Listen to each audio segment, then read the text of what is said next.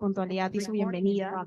De verdad es para nosotros un enorme gusto tenerlos a todos ustedes presentes, interesados en los temas que vamos a discutir el día de hoy.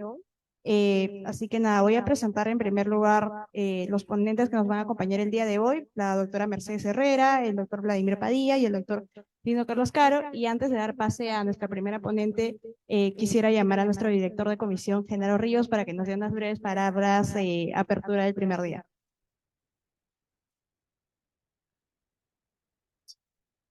Hola, ¿cómo están a todos? Muy buenas tardes, tanto los que están aquí como en virtualidad que estamos grabando ahí. Quiero agradecerles mucho por su asistencia, sobre todo a las personas que han venido aquí presencialmente y también especialmente a nuestros ponentes que nos van a dar una presentación hoy. Estoy seguro de que todo lo que vamos a compartir hoy va a ser muy valioso y nos va a ayudar mucho finalmente a seguir desarrollando esos espacios de conocimiento y esos espacios de discusión. Así que muchas gracias y ahora empezamos. Perfecto, muchísimas gracias, Genaro. Vamos a dar, por favor, unas fuertes palmas para nuestra primera ponente, la doctora Mercedes Herrera Mendoza. Y doctora, usted tiene el pase y este es el mando para que pueda pasar las diapositivas. Muchas gracias.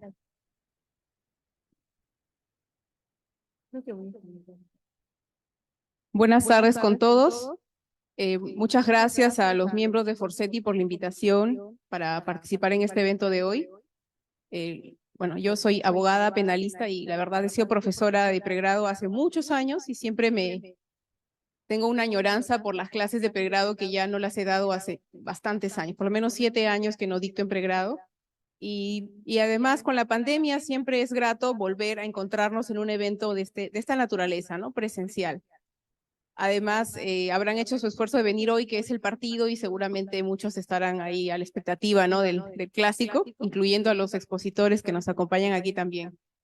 Bueno, el tema que me ha tocado desarrollar hoy es precisamente el rol de la prueba en el proceso penal contra las personas jurídicas. Vamos a abordar algunos aspectos en este tiempo que se me ha asignado. Bien, sabemos que en nuestro ordenamiento tenemos 4 situaciones en las cuales la persona jurídica va a ser sometida al proceso penal, ¿no? La primera tiene que ver con la condición de consecuencias accesorias, ¿no? Que en realidad es la situación que se aplica a la mayoría de casos, entiéndase casos emblemáticos, consorciadas, estamos en un régimen de consecuencias accesorias, en las cuales se va a aplicar lo que establece el Código Penal, artículos 104, 105A, y tiene su correlato en lo que establece el Código Procesal Penal, artículos 90, 93, sobre cómo se incorpora la persona jurídica al proceso penal. También tenemos una responsabilidad penal autónoma de la persona jurídica. Como ustedes saben, desde el año 2016 se ha incorporado la responsabilidad, entre comillas, administrativa, pero que en realidad es penal, y esta se ha ido ampliando progresivamente, pero en la práctica no tenemos todavía casos relevantes por una cuestión de aplicación de la ley penal en el tiempo, ¿no? Aún así nos vamos preparando para dilucidar todas las cuestiones relativas a la prueba en el proceso penal contra las personas jurídicas, ¿no? Y específicamente la prueba del compliance, como vamos a ver, o del sistema de prevención. Una situación más común que hemos vivido es la del tercero civil responsable, ¿no? Cómo se incorpora a la persona jurídica como tercero civil responsable y también como actor civil. Pero básicamente en la conferencia de hoy nos vamos a centrar en las 2 primeras situaciones, cuáles son los desarrollos legislativos y jurisprudenciales que hemos tenido en estos 2 primeros temas, ¿no? Y que nos pueden interesar en el marco de este evento de derecho penal de la empresa. Bien, en efecto, el artículo 105 del Código Penal señala, se refiere a las consecuencias accesorias cuando el delito fue cometido en ejercicio de la actividad de una persona jurídica o utilizando su organización para favorecerlo o encubrirlo, ¿no? Ahí estamos frente a una responsabilidad vicarial porque se exige la individualización y represión del representante de la persona jurídica para poder sancionarla en la sentencia, ¿no? El acuerdo plenario 7 del 2009, que no por ser antiguo deja de tener vigencia, de hecho lo siguen citando, lo han citado en la sentencia de ayer del caso Sánchez Paredes, ha sido citado el acuerdo plenario también. Se establece que el juez debe imponer las consecuencias accesorias siempre que se verifique que en el caso concreto pues se ha cometido un delito, que la persona jurídica ha servido para la realización, favorecimiento o encubrimiento de ese delito. En el caso citado, por ejemplo, no se ha establecido consecuencias accesorias precisamente porque se trata de una sentencia de carácter absolutorio, ¿no? Entonces, al no haberse establecido responsabilidad de la persona natural, entiéndase socios, gerentes, vinculados a las personas jurídicas, tampoco se ha establecido consecuencias accesorias para las personas jurídicas. Y también se exige que se haya condenado penalmente al autor físico y específico del delito. Las consecuencias accesorias no establecen una responsabilidad autónoma de la persona jurídica y siguen siendo usadas en los casos más frecuentes que tenemos en nuestro país. Bien, básicamente es lo que he señalado, ¿no? Lo que la norma establece o los requisitos que establece para poder sancionar a una persona en el ámbito de consecuencias accesorias, ¿no? Que el delito sea cometido en ejercicio de la actividad de la persona jurídica, que ésta se instrumentalice para favorecer su realización, para encubrirlo, que se individualice al presunto autor. Y, por supuesto, que se emplace a la persona jurídica para que pueda ejercer sus derechos. Esto ya lo acabo de mencionar. Justo lo que les decía ayer, ¿no? La sentencia que ha sido publicada o difundida el día de ayer del caso Sánchez Paredes, expediente 100-2010, cita este acuerdo plenario, ¿no? Del 7 del 2009 y señala, en efecto, en el acuerdo plenario se consideró las consecuencias accesorias como sanciones penales especiales. Esa es su naturaleza jurídica. Parece que la sala no acepta plenamente que tenga esta naturaleza, ¿no? Porque dice que dado que excede el sentido estricto de sanción penal que se impone a una persona, solo puede asumirse en sentido lato. Son sanciones penales especiales. Y también cita un criterio que ha sido ampliamente desarrollado por la jurisprudencia, la doctrina, que es la peligrosidad objetiva de la persona jurídica como un criterio para imponer una consecuencia accesoria. Y en efecto, esta sentencia vuelve a citar el acuerdo plenario, concretamente el fundamento jurídico 11, que se refiere pues que la persona jurídica debe concurrir en ella un peligro, una situación de peligro que implique una deficiente administración de riesgos. Ahí ya, digamos, se está adelantando un poco a lo que sería el compliance o la prevención de delitos, ¿no? Pero la peligrosidad objetiva ha sido siempre el criterio para aplicar estas consecuencias accesorias, ¿no? Sigue la Sala Penal Nacional Liquidadora. Desde una perspectiva, la consecuencia accesoria como sanción penal especial presupone una articulación de un defecto organizativo de la persona jurídica, ¿no? Que dio lugar a que los directivos o representantes cometan un delito. En este orden, este defecto de organización debería ser atribuido a la persona jurídica para ser considerado sujeto pasivo, ¿no? En este sentido, pues, señala la sala, ya no citando el acuerdo plenario, que las consecuencias accesorias tienen como objetivo impedir que la persona jurídica sea usada nuevamente para cometer un delito. Es decir, que se aplican para neutralizar esa situación de peligro y evitar que en el futuro pueda reiterarse este tipo de conducta. Bien, además de los temas sustantivos que no vamos a desarrollar ahora y que seguramente ustedes habrán escuchado muchas conferencias sobre la responsabilidad penal de la persona jurídica o las consecuencias accesorias, el acuerdo plenario 7 del 2009 contiene algunos aspectos procesales que son los que nos interesan ahora y que son relevantes, ¿no? Porque seguimos en el ámbito de las consecuencias accesorias y que también nos interesan para la responsabilidad penal autónoma de la persona jurídica. En primer lugar, entre los fundamentos jurídicos 19 a 21, la Corte Suprema nos recuerda que no pueden menguarse, es decir, disminuirse las garantías del debido proceso, de la tutela jurisdiccional, de la defensa procesal y de presunción de inocencia. Es decir, que toda persona jurídica tiene el derecho a un proceso con todas las garantías y que esto no puede simplemente dejarse de lado porque se trate de una persona jurídica. Además, la persona jurídica debe ser emplazada, debe comparecer a través de un apoderado judicial para poder ejercer precisamente sus derechos. También señala este acuerdo plenario que debe existir una imputación diferenciada contra la persona jurídica. Eso lo ha señalado la Corte Suprema hace bastantes años, pero en la práctica, quienes litigamos, sabemos que no siempre se ha cumplido y que muchas veces los fiscales se han dado por satisfechos con el cumplimiento de requisitos formales. Es decir, pretenden que se incorpore a una empresa simplemente mencionando su RUC, su denominación, dónde está la empresa, y de manera general, incluso sin referirse a una imputación concreta contra la persona jurídica, sino por una remisión, la imputación del gerente, del socio del administrador, y luego solicitar que se le incorpore.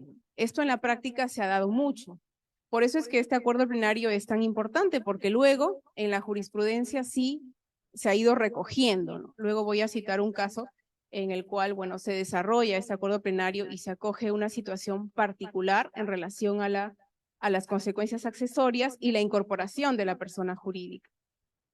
El Código Procesal Penal, entre los artículos 90 y 93, regula básicamente los requisitos formales para incorporar a la persona jurídica, los que el fiscal debe cumplir y que así han venido aplicándose en los últimos años. Pero el acuerdo plenario va más allá y establece un requisito de un carácter un poco más material, por así decirlo, que tiene que ver con el principio de imputación necesaria, ¿no? Y señala en el Fundamento Jurídico 21 que la solicitud debe señalar la solicitud de incorporación de la persona jurídica al proceso penal que se da en la investigación preparatoria, debe señalar de modo circunstanciado los hechos que relacionan a la persona jurídica con el delito en materia de investigación. Por lo tanto, se debe referir la cadena de atribución que conecta con acciones de facilitación, favorecimiento o encubrimiento del hecho punible. Este criterio material, la cadena de atribución, no estaba plasmado en la norma, no estaba plasmado en el Código Procesal Penal. Y a partir de ese momento, ya los abogados podíamos alegar o pedirle al juez que considere que se debe establecer una imputación diferenciada a la persona jurídica a nivel de consecuencias accesorias distinta a la que formula respecto a la persona natural. Como les decía, esto tiene que ver con el principio de imputación necesaria, que es un principio muy importante, que es la llave que permite precisamente a toda persona natural y ahora jurídica ejercer el derecho de defensa. No puedo defenderme si no conozco, si no sé qué se me está imputando. Eso en términos de persona natural. También la persona jurídica necesita conocer de manera detallada cuáles son los cargos que se le imputan. Y este desarrollo jurisprudencial que he mencionado de manera rápida ha sido acogido en la jurisprudencia en algunos casos, voy a citar uno, ha fructificado, por ejemplo, en este caso, en el caso de las consorciadas IRSA Sur, tramo 2, tramo 3 con IRSA, un expediente de una decisión de junio del 2018 de la Primera Sala Penal Nacional. La Fiscalía requirió la incorporación de las consorciadas al proceso, precisamente en aplicación de las consecuencias accesorias, y el juez incorporó a la persona jurídica. ¿Pero qué señalaron los abogados de esta persona jurídica? Que no se había cumplido con, precisamente con la imputación diferenciada contra la persona jurídica. Y la Primera Sala Penal de Apelaciones revocó el auto de incorporación, declarándose improcedente el requerimiento fiscal. ¿Qué estableció la Primera Sala Penal de Apelaciones Nacional en este caso? Recordó las exigencias del artículo 104 y 105, los requisitos materiales que para aplicar las consecuencias accesorias pues debe darse este delito en ejercicio de la actividad de la persona jurídica por parte de sus funcionarios para favorecer su comisión o encubrirlo o en una situación de instrumentalización. pero recordó o señaló que previamente se debe formular una imputación en la disposición de formalización o en su ampliación. Para decirlo en términos sencillos, lo que vino a decir en este caso esta primera sala penal de apelaciones nacional, es que antes de que el fiscal requiera la incorporación de una persona jurídica al proceso penal, debe formular una imputación, ya sea en una disposición de formalización o en su ampliación. Debe formular una imputación, lógicamente, contra la persona jurídica. No basta que exista una imputación contra su gerente, socio, administrador, accionista, etcétera. Entonces, esto, bajo mi perspectiva, es un desarrollo de lo que ya había establecido, como lo hemos citado antes, el acuerdo plenario del 2009, ¿no? 7 de 2009, la necesidad de que se formule una imputación diferenciada respecto a la persona jurídica, ¿no? Y que de esta manera pueda ejercer los derechos que le corresponden dentro del proceso penal. Existen otras decisiones similares. No se trata, y no quiero mentirles, de una decisión que tenga un carácter vinculante, no es una decisión de la Corte Suprema, pero es un desarrollo jurisprudencial, porque como les señalaba al comienzo, el tema de las consecuencias accesorias sigue teniendo actualidad y es relativamente nuevo, ¿no? No tenemos tanta praxis de estos temas ya a nivel, digamos, de juicio oral, ¿no? O de sanciones efectivamente impuestas a empresas, ¿no? Es un tema relativamente nuevo en el que todos estamos formándonos y avanzando. Bien, para retomar el tema de la prueba, porque estamos entrando al estatuto procesal y de respeto de los derechos de la persona jurídica como sujeto procesal en el ámbito de las consecuencias accesorias, ¿no? Tanto en el ámbito de las consecuencias accesorias como de la responsabilidad autónoma de la persona jurídica, cuando estas personas jurídicas sean incorporadas a un proceso penal, se debe respetar este estándar, ¿no? Que ha sido desarrollado en la sentencia plenaria casatoria 1/2017, que si bien versó sobre el delito de lavado de activos, es usada por todos los que litigamos en el ámbito penal para sacar consecuencias sobre los estándares probatorios que se aplican a todos los delitos. De tal manera que para iniciar una investigación se requiere una sospecha simple, es decir, contar con algunos indicios contra la persona natural o jurídica, ¿no? Acerca de la realización de un delito. Para formalizar se requiere una sospecha reveladora, es decir, que se haya avanzado en esa investigación y que se tengan ya mayores datos o indicios. Como he mencionado, a la persona jurídica a nivel de consecuencias accesorias se le va a incorporar en la investigación preparatoria, entonces tenemos que verificar que exista una sospecha reveladora contra ella o incluso una sospecha suficiente, y será un trabajo de la defensa verificar que los elementos que materialmente establece el artículo 105 del Código Penal también a nivel procesal, a nivel de los indicios que acreditan cada uno de estos elementos, efectivamente concurran, ¿no? Y más aún porque cuando hablamos de una empresa, el proceso penal afecta a todos, ya sea persona natural y jurídica, pero cuando hablamos de una empresa tenemos cadena de pagos, proveedores, trabajadores, daño reputacional. Entonces, la incorporación de una persona jurídica, la investigación en su contra, el avance del proceso penal en su contra tiene consecuencias bastante graves que no pueden ser tomadas a la ligera por ninguno de los actores jurídicos, ¿no? Y eso es lo que vamos a ir viendo también.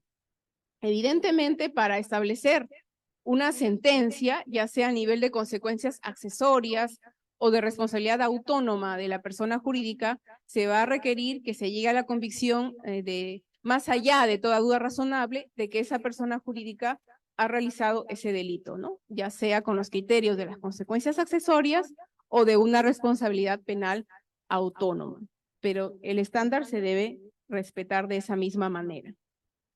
Hemos señalado que en el proceso penal la persona jurídica tiene los mismos derechos que la persona natural, entre ellos el derecho a conocer los cargos formulados, a ser asistido por un abogado, a abstenerse a declarar, a ejercer el contradictorio, ¿no? precisamente uno de los derechos más importantes es el derecho a contradecir la prueba de cargo, lo que el Ministerio Público haya copiado en contra de la persona jurídica, y contradecir también la prueba de cargo, promover tutelas, etc. Ahora, entrando ya al tema de la responsabilidad penal autónoma de la persona jurídica, que es lo que regula o establece nuestro sistema penal. Como sabemos, en el año 2016, mediante la ley 30.424, se incorpora la responsabilidad, entre comillas, administrativa, pero que en realidad es penal, de la persona jurídica, mediante el delito de cohecho activo transnacional. Y esto se va ampliando. Luego, mediante el decreto legislativo 1352, se extiende al cohecho doméstico, al lavado de activos, al financiamiento del terrorismo. Luego, en el año 2018, se amplía para el delito de colusión, tráfico de influencias, sale el reglamento también, y recientemente tenemos la ley, bueno, aquí vamos a ver la evolución, luego mencionamos la última modificación. El catálogo actual de delitos atribuibles a la persona jurídica más o menos es el siguiente, ¿no?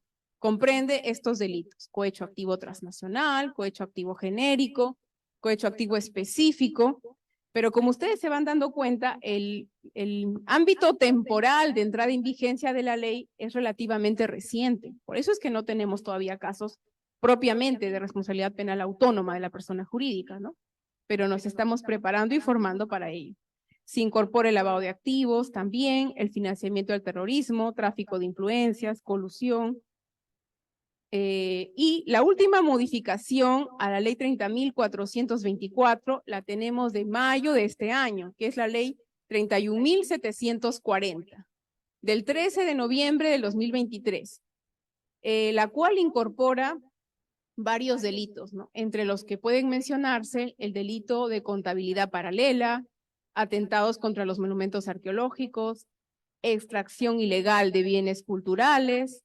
Bueno, está ya la colusión simple y agravada, el cohecho, tráfico de influencias, también lavado de activos. La ley 31.740 incorpora varios delitos aduaneros, delitos tributarios y delitos de terrorismo.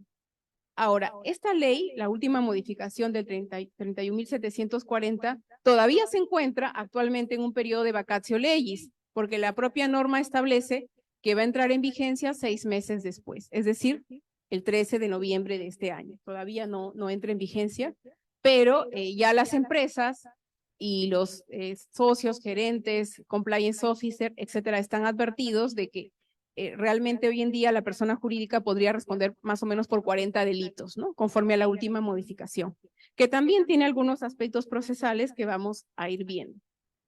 Bien, ¿qué se debe probar a nivel ya de responsabilidad administrativa o penal de la persona jurídica en un proceso a efectos del que se pueda defender?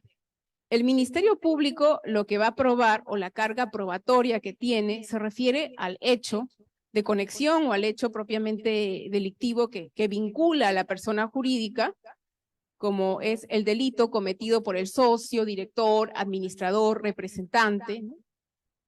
O por la persona natural sometida al control de las personas antes mencionadas, o cuando ha sido cometido por una persona natural en una situación en la que los primeros, es decir, los socios, directores, administradores, representantes, han incumplido los deberes de supervisión y vigilancia. El Ministerio Público tiene que probar esto, ¿no? La norma, la ley 30.424, artículo 2 y 3, si no me equivoco, establece estos presupuestos materiales, ¿no? Que están vinculados a la responsabilidad penal autónoma de la persona jurídica. Que el delito sea cometido por un socio, director, administrador, representante, o que sea cometido por una persona natural, pero bajo el control de las primeras, o en un supuesto en los cuales el director, socio, gerente han incumplido deberes de supervisión y vigilancia. Este es el primer presupuesto material que procesalmente debe ser acreditado por el fiscal en el proceso penal, ¿no? En segundo lugar, se debe acreditar el defecto de organización o non-compliance, ¿no? O en todo caso, la ineficacia del compliance. El Ministerio Público tiene la carga de la prueba sobre ese defecto de organización. Materialmente, la dogmática penal habla del defecto de organización o no compliance. Eso se tiene que acreditar. O en todo caso, acreditar que existió un compliance cosmético, formal, solo en los papeles, pero que no funcionaba en estricto. Y el tercer elemento material que probatoriamente debe acreditarse es el beneficio de la persona jurídica, que en efecto con ese delito cometido por el socio, director, etcétera, la persona jurídica fue beneficiada. ¿Qué debe probar la defensa? La defensa debe probar la existencia y eficacia del compliance. Hablamos, por lo tanto, de una carga dinámica de la prueba, ¿no? La norma no lo dice expresamente, pero evidentemente quien está en mejor situación de probar que su compliance es eficiente es la propia persona jurídica, interesada en que se le aplique un eximente y que no se aplique la responsabilidad autónoma de las personas jurídicas que nuestra norma regula. Bueno, decía en nuestro país no tenemos casos todavía o jurisprudencia de responsabilidad autónoma de las personas jurídicas, por eso miramos un poco la jurisprudencia extranjera, por ejemplo, del Tribunal Supremo Español.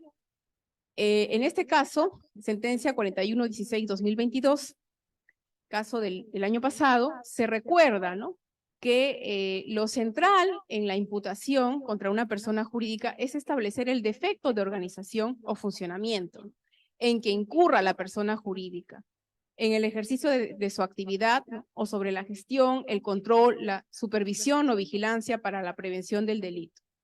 Y todo ello sin prescindir también de los criterios vinculados a la culpabilidad subjetiva, ¿no? Evidentemente, la empresa no responde por un hecho del gerente, del socio administrador, sino por un hecho propio.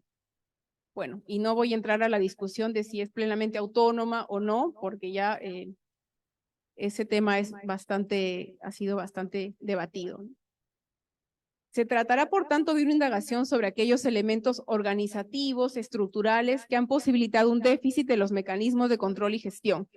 En resumidas cuentas, el quid probatorio de la responsabilidad autónoma de la persona jurídica, además de los elementos mencionados, reside precisamente en el defecto de organización, en el compliance, que funciona eficazmente o no funciona eficazmente.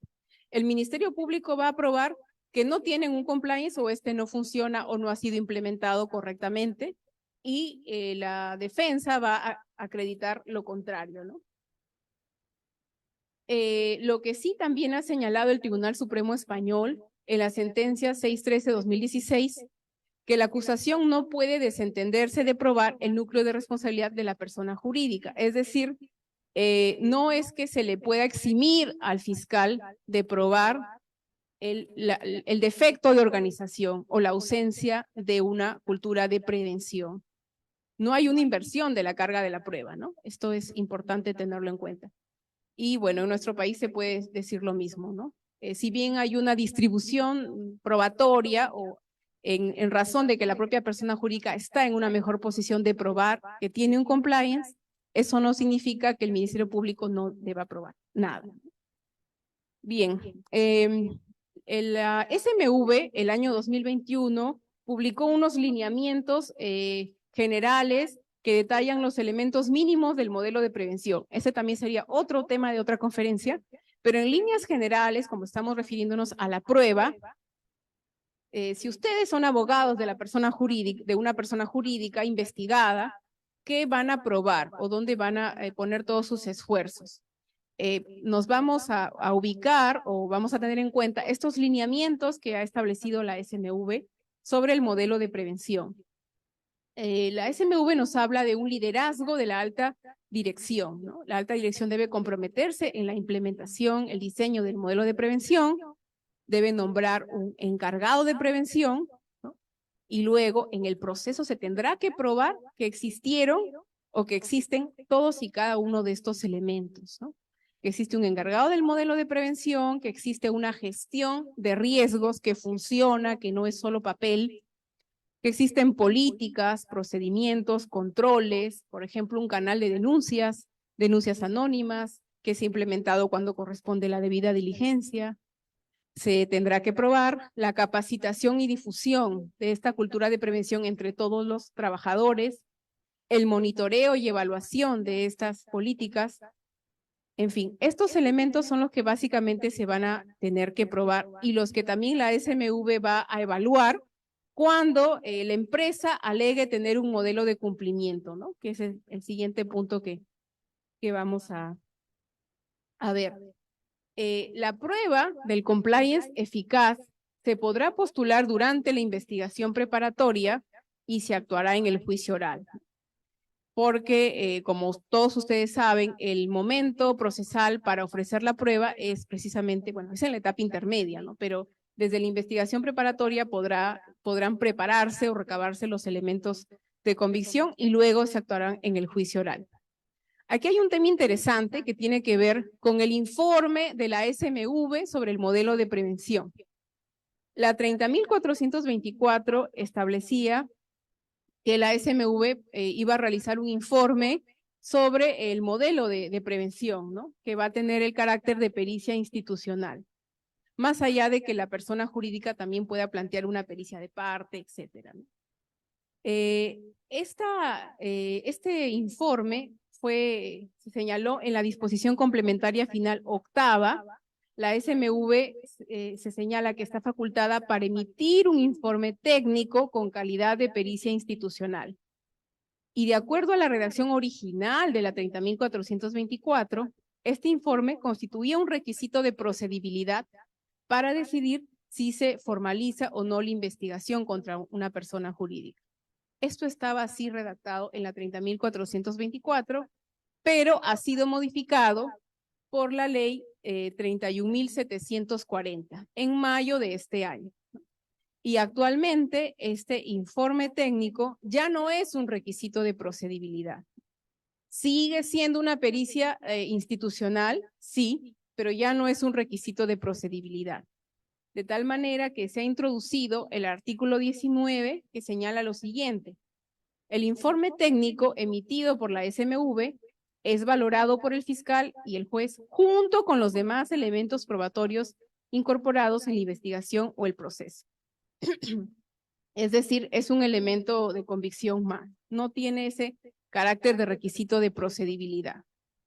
Eso es algo positivo porque realmente no existía una razón técnica para que este fuera un requisito de procedibilidad, ¿no? Ahora, otra de las cuestiones que se ha modificado en relación a este informe es el plazo. Inicialmente se previó que la SMV tuviera 30 días desde el requerimiento de este informe, pero con la ley 31.740 se le da un plazo a la SMV de 90 días hábiles para poder emitir el informe acerca de la eficacia del compliance, ¿no? o programa de prevención. Y estos 90 días van a poder prorrogarse por 90 días según la complejidad del informe que se solicita. Ahora, el Ministerio Público es el que va a solicitar el informe técnico a la SMV sobre este modelo de prevención, siempre y cuando la empresa o la persona jurídica investigada aluda como defensa de que tiene un modelo de prevención. Si la empresa señala yo tengo un modelo de prevención, tengo un compliance, el fiscal puede requerir precisamente a la SMV que evalúe qué tan eficiente es este modelo de prevención. Y por lo tanto, la empresa o la persona jurídica está en la obligación normativa, porque así lo señala la norma, de entregar toda la documentación acerca de la implementación de este modelo. También los funcionarios de la SMV están facultados para ingresar a la empresa, para acceder a toda esta información, entrevistarse incluso con los directivos y pedir la información que estimen oportuna y necesaria, ¿no? Incluso si la empresa no accede, al final pues va a ser en perjuicio de ella misma, porque no se va a probar la existencia de este compliance que podría operar como una eximente. En la solicitud que el fiscal formule sobre el informe, se va a tener que precisar la identificación del fiscal, los datos de la persona jurídica, el delito, materia de investigación, ¿no? Y se debe entregar a la SMV toda la información relativa a la implementación del compliance, como estaba señalando. A nivel probatorio, ¿qué significa que el informe técnico de la SMV tenga el carácter de pericia institucional, que es algo que no ha cambiado con la 31.740? El Acuerdo Plenario 2/2007 define lo que es una pericia institucional y les va a servir para todo, las pericias de la Contraloría, etcétera, ¿no? Las pericias institucionales son aquellas elaboradas por órganos públicos como consecuencia de su propia misión institucional. Por ejemplo, las elaboradas por la Contraloría, por la Dirección Ejecutiva de Criminalística, etcétera, ¿no? Como se trata de instituciones, en las pericias institucionales se presume la objetividad y el acierto, porque son elaboradas por personas con una cualificación técnica, con unos conocimientos que están adscritos a determinadas entidades del Estado. Entonces, ese es el significado, dicho de manera rápida, de una pericia institucional. Pero no significa que el informe de la SMV es prueba plena o prueba tasada o que no admite contradicción. Para nada. Es una pericia, es decir, un medio probatorio igual que cualquier otro y puede ser contradecido, puede ser materia de contradicción, ¿no? Por ejemplo, se puede formular, la persona jurídica puede realizar una pericia de parte que establezca el modelo de prevención, si funciona o no funciona, ¿no? Está en su libertad de hacerlo. Bueno, voy a ir avanzando, creo que ya estoy sobre el tiempo. 2 minutos, correcto. Bien, ya he dicho que no se puede establecer un modelo distinto. Bueno, para terminar con lo del modelo de prevención, evidentemente la prueba del modelo de prevención no es una prueba de una eficacia absoluta, porque no es posible un riesgo cero de comisión de delitos, ¿no? Pero en líneas generales, el compliance será eficaz, idóneo, si se ha implementado antes de la comisión del delito. La norma así lo establece, puede eximir de responsabilidad penal si se implementó antes de la comisión del delito. Debe establecerse o probarse la eficacia formal, es decir, que haya contemplado los riesgos penales vinculados a esa empresa, ¿no? Al rubro de esa empresa. No es lo mismo una empresa minera que pesquera, que agropecuaria, etcétera, ¿no? La eficacia material, se tiene que probar que el modelo de prevención pues es eficaz, funciona y hay una cultura de prevención. También, creo que con esto ya termino, la 31.740 ha modificado, que es un tema que, por ejemplo, mi colega Carlos Caro critica, la eximente, ¿no? En relación a la implementación del modelo de prevención. Porque el artículo 12 de la ley 31.740 en efecto señala que la persona jurídica está exenta de responsabilidad por la comisión de los delitos comprendidos en el artículo 1 si adopta e implementa en su organización con anterioridad a la comisión del delito un modelo de prevención. Y señala, ahí está la modificación, que es inaplicable esta eximente cuando es cometido por los socios, directores, administradores de derecho, representantes legales o apoderados, con capacidad de control de la persona jurídica. Es decir, prácticamente ha eliminado la eximente o la ha restringido a muy pocos supuestos, ¿no? Lo cual evidentemente va a incidir en un menor interés de las empresas para implementar un compliance, ¿no? Si no van a poder ser eximidas de responsabilidad penal de la persona jurídica. Pero señala que en estos casos el juez puede imponer una medida administrativa de multa, ¿no? Y que puede ser reducida hasta en un 90%. Es decir, va a ser sancionada la persona jurídica de todos modos, ¿no? Eso es algo que puede ser criticado de todas maneras. Sin embargo, la norma también regula circunstancias atenuantes, como son, entre otras, la colaboración en el esclarecimiento del hecho, el impedimento de las consecuencias dañosas del ilícito, la reparación del daño, la adopción e implementación por parte de la persona jurídica de un modelo de prevención hasta antes del juicio oral. Es decir, que si se adopta un compliance después de la comisión del delito, pero hasta antes del juicio oral, va a servir como una circunstancia atenuante. Y también la acreditación parcial de los elementos mínimos del modelo de prevención, con lo cual realmente también tiene importancia que la empresa se preocupe por acreditar estos elementos del modelo de prevención a los que antes hacíamos referencia. Y bueno, ya con esto sí cierro. Para acreditar la existencia del modelo de prevención, como tenemos el principio de libertad probatoria, no existe una prueba tasada, la empresa puede acudir a todos los medios de prueba disponibles, ¿no? Prueba documental, códigos, éticas, directivas, la evidencia de cómo se ha involucrado, ¿no?, en las reuniones con el comité de ética, el registro de las denuncias, etcétera. Pruebas testimoniales también, la declaración de trabajadores, de miembros de la alta dirección.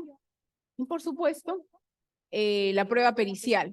Les decía que va a tener mucha importancia la prueba pericial de parte, porque seguramente el informe que realiza la SMV en algunas ocasiones va a concluir que el modelo de prevención no es eficaz, como pasa en los casos de lavado de activos, que todos los peritos oficiales concluyen desbalance, ¿no? Pero los peritos de parte contradicen esta información. Entonces, seguramente la pericia de parte en el ámbito del compliance o modelo de prevención va a tener mucha importancia como prueba de descargo, como prueba que contradice el informe que realice la SMV.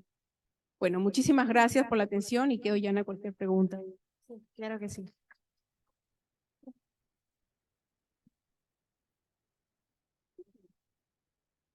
Bueno, muchísimas gracias, doctora Mercedes, nuevamente por su ponencia. Vamos a habilitar el espacio para las preguntas. Si alguien tuviera alguna, por favor, levanta la mano. Y Octavio se va a acercar con el micrófono para poder proporcionarse. Por ahí, por favor.